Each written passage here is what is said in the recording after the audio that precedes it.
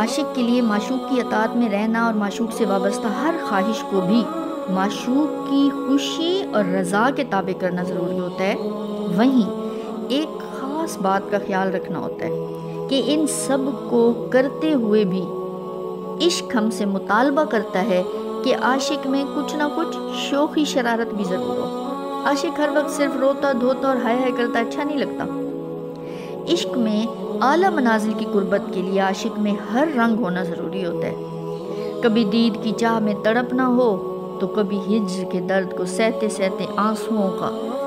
پلکوں کے بند توڑ کر بہتے ہی بہتے جانا، تو کبھی ایسے محو جمال یار ہوتا ہے کہ دنیا کیا خود سے بھی بیگانہ ہو جاتا ہے،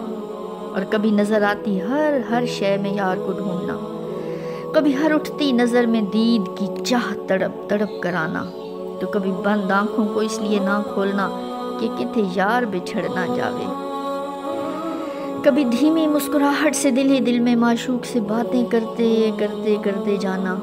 اور کبھی بنا لفظ بولے دل کا حال دل میں سناتے دھاڑیں مار مار کر روتے جانا،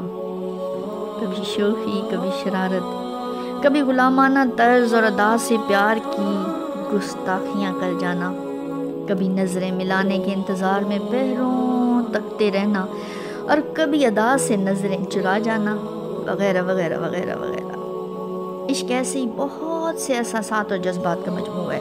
اور جیسے جیسے عشق بڑھتا جاتا ہے ویسے ویسے عاشق میں یہ احساس و جذبات اپنی نفاست اور لطافت کے ساتھ پروان چڑھتے ہیں، پر یہاں عاشق کو محتاط رہنا ہوتا ہے، کیونکہ یہ سب احساسات عاشق کے دل کی سچائی اور یقین کے ساتھ ساتھ عشق کی انتہاؤں میں ڈوبے ہوئے معشوق کے دل کو بھاتے ہیں۔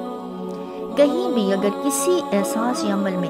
ذرا سی بھی بناوٹ یا کسی کا دیکھا دیکھی کچھ شامل ہوا تو ہو سکتا ہے کہ وہ معشوق کے دل کو نہ بھائے۔